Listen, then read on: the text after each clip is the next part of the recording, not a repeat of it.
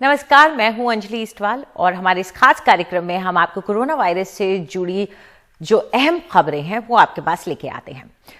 सबसे अहम बात इस वक्त पूरी दुनिया में अगर कोरोना वायरस से लड़ने के लिए है तो वो है वैक्सीनेशन। और कहीं ना कहीं इजराइल की जो कहानी है वैक्सीनेशन की, वो हमें रियल वर्ल्ड एविडेंस दे रही है कि वैक्सीनेशन काम करता है। कैसे, हम आपको बताते हैं। इजराइल में दरअसल अभी अगर आप देखें तो वैक्सीनेशन काफी तेजी से बढ़ रही है और वैक्सीनेशन लगभग आधे से ज्यादा लोगों को हो चुका है। यहां तक कि अब वैक्सीनेशन में उन लोगों ने करने के बाद अब ओपन एरियाज में मास्क तक हटाने की बात कही है। लेकिन अगर आपको हम समझाना चाहें तो सबसे पहले इजराइल का वैक्सीनेशन रामबाण क्यों है, ये जानने के लिए समझिए कि 20 दिसंबर को उन्होंने अपना वैक्सीनेशन ड्राइव शुरू किया था और 2 महीने के बाद उन्होंने, अगर आप उम्र दराज लोगों का आंकड़ा देखें यानी कि 60 से पार का, उनके 85% लोगों को दोनों डोज दे दिए थे 2 महीने बाद। अब वैक्सीनेशन के इसी सबसेट पर हम ध्यान देते हैं यानी कि 60 के पार के लोग। अब उनके मामलों में अगर आप देखें, नए मामले उन लोगों में कितने आ रहे थे, वो 77% गिर गए वैक्सीनेशन मिलने के बाद। ये एक बड़ा आंकड़ा है। आप देखिए कि अस्पताल में कितने लोग भर्ती हो रहे हैं, वो भी 68% गिर गए वैक्सीनेशन मिलने के बाद। ये 60 पार के लोग हैं, 60 साल की उम्र के पार के लोग। इन्हीं लोगों में वैक्सीनेशन मिलने के बाद जो सीवियर डिजीज वाले लोग थे, जिनमें गंभीर मामले थे, जो अस्पताल पहुंचे थे, उसमें भी आप देख सकते हैं कि ये 67% नीचे गिरा है। ये बड़ा आंकड़ा है। इतनी गिरावट दर्ज की गई है वैक्सीनेशन के बाद 60 से ऊपर की उम्र वाले लोगों में। अब हम आपको कुछ ग्राफ्स दिखाने की कोशिश करते हैं जिससे पता चलता है कि वैक्सीनेशन कितनी कारगर रही है और कितने लोगों में वैक्सीनेशन हो भी गई है। तो आपको एक साथ हम दिखाने की कोशिश करते हैं। ये अलग अलग एज ग्रुप्स हैं जो आप देख सकते हैं। ऊपर आपके उम्र दराज लोग हैं और नीचे जो हैं वो कम उम्र के लोग हैं। 16 से 19 सबसे छोटा देख सकते हैं आप, और सबसे ऊपर 80+। इसमें दोनों रंगों को एक समान ही मानिए, हरा और नीला, ये दोनों एक ही रंग है क्योंकि ये वैक्सीन्स के रंग हैं। इसमें फर्स्ट डोज और सेकंड डोज का अलग रंग है, पर आप इनको एक साथ ही मानिए। और जो आपको ग्रे रंग नजर आ रहा है, ये वो लोग हैं जो रिकवर होके आए हैं। यानी कि 100 के स्केल पे देखें तो बूढ़े लोगों में आप देख सकते हैं कि लगभग 80 से ऊपर, 85 या 82 या उससे ऊपर फीसदी लोगों के अंदर वायरस का एक्सपोजर हो चुका है इन सारे। लेकिन जो जवान लोग हैं उनमें आप कम देख सकते हैं, लेकिन वो भी 50 के पार है, वायरस का एक्सपोजर हो चुका है। या तो उनको टीका मिला है या फिर वो रिकवर होके आए हैं। अब हम समझने की कोशिश करते हैं दूसरे ग्राफ से कि ये जो सारे लोग हैं, इनके अंदर जो सबसेट 60 साल के पार के लोग हैं, उनके अंदर कितनी तेजी से गिरावट आई गंभीर बीमारी की। यहां मैं आपको समझाना चाहूंगी कि ये जो 2 लाइनें आप देख रहे हैं वो क्या है। इसमें जो नीली लाइन है, ये वो लोग हैं जो वैक्सीन के 2 महीने बाद का आंकड़ा है, जो नीली लाइन है। और वैक्सीन के 1 हफ्ते पहले का आंकड़ा वो ऑरेंज लाइन है। अब आप देख सकते हैं कि वैक्सीन लगने के बाद जो उम्र दराज लोग हैं, जिनकी उम्र 70 से ऊपर है या 60 से ऊपर है, उनका आंकड़ा हॉस्पिटल जाने का है वो गिरता चला गया। यानी कि वैक्सीन मिलने के बाद आप हॉस्पिटल पहुंचे, वो वाली लाइन आपकी ऑरेंज है, वो कम होती गई है। वहीं एक चौंकाने वाली बात आप तब ये कह सकते हैं कि जो जवान लोग हैं उनमें नीली लाइन बढ़ रही है, यानी कि वैक्सीन लगने के बाद 2 महीने बाद कितने लोग अस्पताल पहुंचे, ये बढ़ क्यों रहा है। ये इसलिए भी हो सकता है क्योंकि ये परसेंटेज है। अगर एक सबसेट का परसेंटेज कम होता जाएगा तो दूसरे का बढ़ता हुआ दिखेगा। और दूसरा ये कि जो जवान लोग थे इजराइल में भी, वो टीका लगाने से बच रहे हैं, उनको बाद में भी टीके लगे हैं, तो ये जाहिर तौर पर इसका असर दिखता है। चलिए अब हम इजराइल के आंकड़ों को लेकर के अपने डॉक्टर्स से बात करते हैं और जानने की कोशिश करते हैं क्या वैक्सीनेशन वाकई में इतनी असरदार हो पाई हमारे देश में भी नहीं।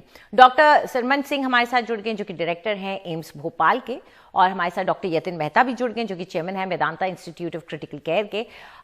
डॉक्टर्स, ये जो आंकड़े हैं ये रियल वर्ल्ड डेटा है। जाहिर तौर पे कई दूसरे फैक्टर्स भी हैं जो इन्फ्लुएंस करते हैं क्योंकि ये रियल वर्ल्ड है, ये कंट्रोल सिचुएशन नहीं है, लेकिन फिर भी इससे थोड़ी सी एक ढाढ़स बनता है और लगता है कि शायद वैक्सीनेशन एक तरीका है जिससे हम पैंडेमिक पर काबू पा सकेंगे। डॉक्टर मेहता, शुरुआत आपसे करते हैं। आप क्या मानते हैं कि इजराइल का ये डेटा भारत के लिए क्या कह सकता है? देखिए, मैं ऐसा कहूंगा कि भारत के लिए यही कह सकते हैं कि जो भारत सरकार ने किया कि जिनकी उम्र ज्यादा है उनको वैक्सीन पहले लगाना चाहिए, वो ठीक किया है। इसका मतलब एफिकेसी ऑफ द वैक्सीन इन लोगों में ज्यादा है, ज्यादा इफेक्टिव है वैक्सीन उम्र दराज लोगों में। जो यंगर पेशेंट है शायद उनमें एफिकेसी कम हो, लेकिन उनमें भी एफिकेसी है, लेकिन कम एफिकेसी है। ये इसलिए भी हो सकता है कि जो जिनकी उम्र ज्यादा होती है उनकी जो एडॉप्टिव इम्यूनिटी होती है, टी सेल इम्यूनिटी, वो कम हो जाती है उम्र के साथ। टी सेल की काउंट कम हो जाते हैं, टी सेल की इफेक्टिवनेस कम हो जाती है, सेल्फ मेडिएटेड इम्यूनिटी कहते हैं इसको। तो उसमें एफिकेसी कम हो जाती है। मे बी इम्यूनो जो इनकी इम्यूनिटी कम है, इस वजह से इम्यूनो बूस्टर्स जो है, जो वैक्सीन, उसकी इफेक्टिवनेस बढ़ जाती है। इसलिए जो हमने किया वो ठीक किया कि पहले 60 साल के ऊपर लगाया, फिर 45 साल के ऊपर लगाया, और अब एक 18 साल के ऊपर बस सबको लगाएंगे। तो मैं उसकी वजह से काफी प्रॉब्लम काफी सॉल्व हो जाएगा अगले 2 महीने। जी बिल्कुल। वहीं डॉक्टर सिंह, आपका क्या इन आंकड़ों को देख करके आपका क्या नजरिया है? क्योंकि जो चीज एकदम कूद के बाहर आती है और आपको रियलाइजेशन होता है, एटलीस्ट मेरे लिए जो रहा वो ये था कि आंकड़ा ड्रास्टिकली गिरा है हॉस्पिटल में सिवियर डिजीजेस का, जो कि एक अच्छी बात है कि अगर आपको संक्रमण हो भी गया तो आप कम से कम अस्पताल तो नहीं पहुंच रहे हैं।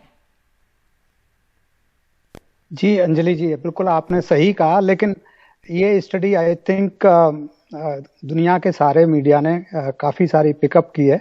और जो जिस्ट एज ए वायरोलॉजिस्ट या जो गवर्नमेंट के पॉइंट ऑफ व्यू से मैं अगर सोचूं, तो इसका जो जिस्ट है वो ये है कि प्रोटेक्शन, जैसा कि आपने कहा, प्रोटेक्शन भी दे रही है।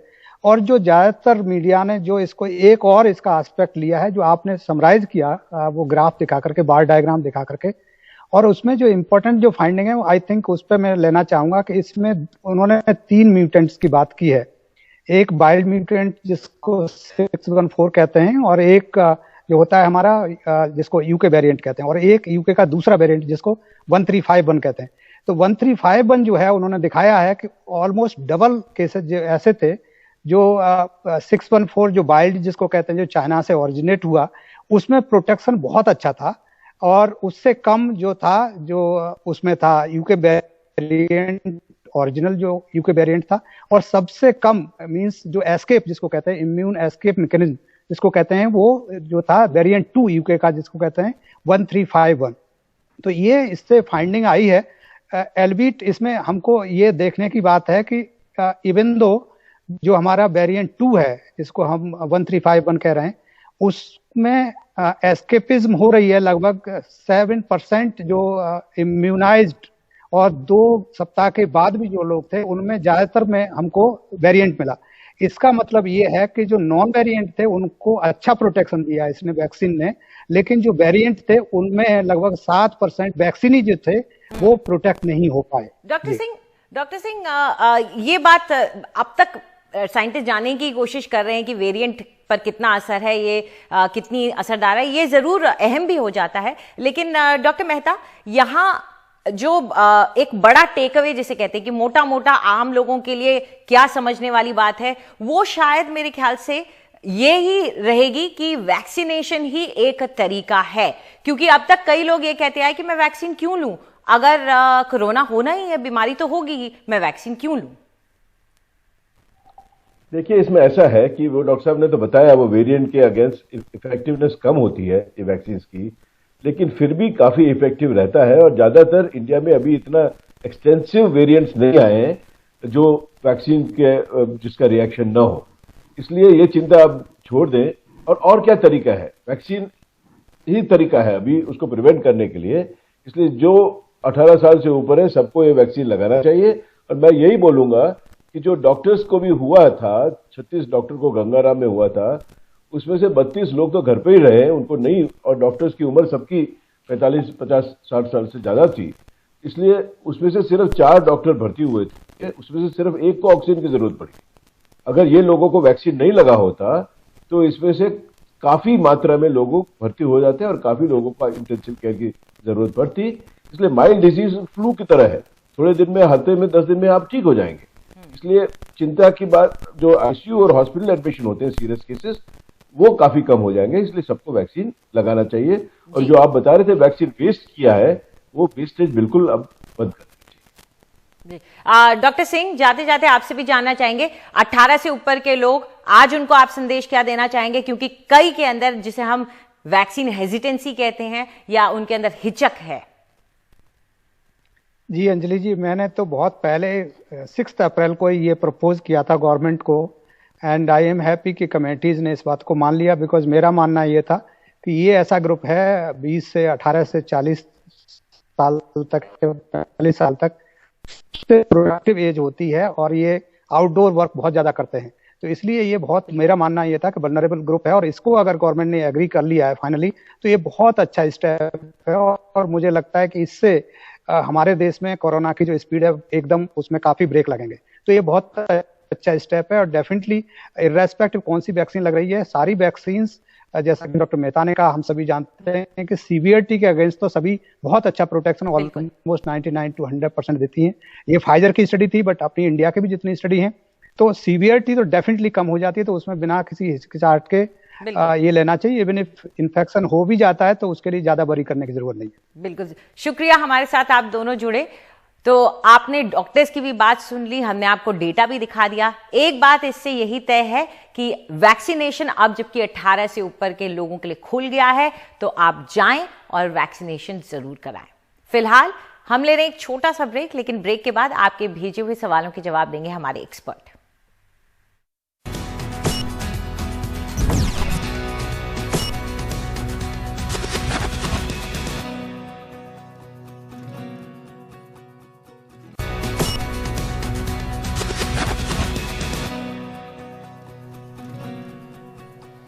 हमारे इस खास कार्यक्रम में आपका एक बार फिर से स्वागत है। आपके भेजे हुए सवालों के जवाब देने के लिए डॉक्टर अविनाश भोंडवे हमारे साथ जुड़ गए हैं, जो कि फिजिशियन हैं और पूर्व अध्यक्ष भी हैं आईएमए महाराष्ट्र के।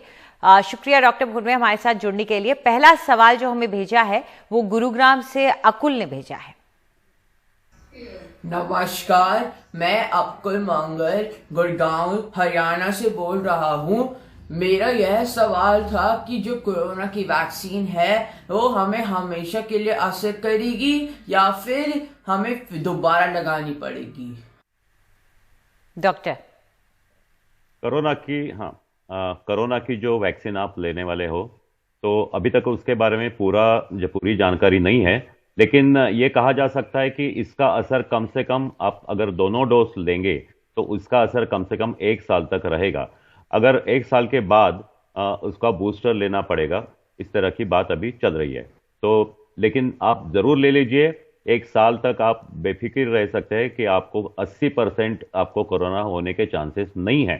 तो अभी ले लीजिए, और जब आपको बूस्टर की जरूरत पड़ेगी, जब बताया जाएगा, तो बूस्टर भी ले लेना।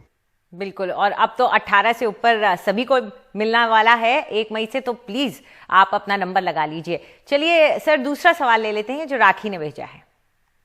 मेरा नाम राखी है और मेरा प्रश्न ये है, कोरोना वैक्सीन लगने के बाद से शरीर में क्या क्या लक्षण दिखाई दे सकते हैं?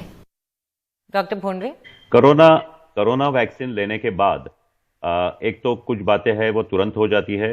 आपको हो सकता है आपको वो इंजेक्शन लेने के बाद दर्द हो। कुछ लोगों को दर्द होने के बाद थोड़ा सा चक्कर सा महसूस होता है, लेकिन वो कुछ सेकंड के लिए रहता है। ऐसे बहुत कम लोग हैं कि जिनको इंजेक्शन लेने के बाद रिएक्शन आ सकता है। तो वो रिएक्शन का जो असर है, उस रिएक्शन का जो इलाज है, वो हर लसीकरण केंद्र में उधर उपलब्ध होता है। और उसके बाद आप जब लेके जाते हैं तो अक्सर काफी लोगों को दूसरे दिन वो जो जहां पर आप इंजेक्शन लेते हैं वहां पर हाथ पर वो जगह सूज जाती है, उधर सूजन आती है और आपको बुखार आती है। और ये जो है वो खाली 2 या 3 दिन तक रहता है, ज्यादा से ज्यादा, उसके आगे कुछ होता नहीं। अक्सर ये पाया गया है कि कुछ लोगों को रैश भी आती है, लेकिन उसका भी इलाज इमीडिएटली हो सकता है। देखिए, ये अभी 10 करोड़ से ज्यादा लोगों को ये वैक्सीन दे चुके हैं और ये बहुत ही मामूली लक्षण लोगों को ध्यान में आ रहा है। तो इन साइड इफेक्ट के बारे में बिल्कुल आप फिक्र मत कीजिए, आपको नहीं होगा, और अगर होगा तो उसी वैक्सीनेशन सेंटर में आपका तुरंत इलाज हो सकता है। बिल्कुल डॉक्टर, आपने हमारे दर्शकों की जो संशय थे उन्हें दूर किया, उसके लिए बहुत बहुत शुक्रिया आपका। तो एक बार फिर से यही अपील है हमारी कि आप वैक्सीनेशन जरूर लगाएं, क्योंकि आज जो हमने आपको आंकड़े दिखाए हैं वो ये प्रूव करते हैं कि किस तरह से दूसरी जगहों पे वैक्सीनेशन ने असर किया है। तो हमारे देश में भी यही असर देखने को मिले, हम यही चाहते हैं। जाते जाते आपको याद दिला रहे हैं कि अगर आप नौकरी पे जाते हैं, दफ्तर के अंदर बैठ के काम करते हैं, तो मास्क जरूर लगाएं। और अब हम आपको ये भी बताते हैं बार बार कि आप एक नहीं दो मास्क लगाएं, चाहे कपड़े के हो या उसके साथ डिस्पोजेबल और कपड़े का मास्क हो, लेकिन 2 मास्क लगाएं, क्योंकि यही आपकी जिंदगी बचाएगा। फिलहाल हमारे कार्यक्रम में इतना है। नमस्कार।